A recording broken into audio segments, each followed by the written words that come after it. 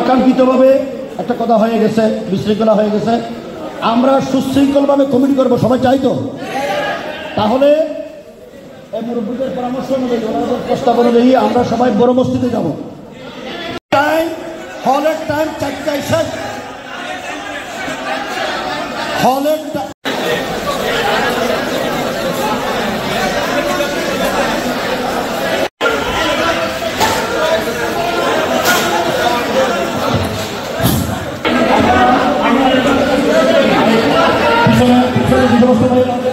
নিয়েছি, আমাদের সময় শেষ হয়ে গেছে, আমরা চলে যাই।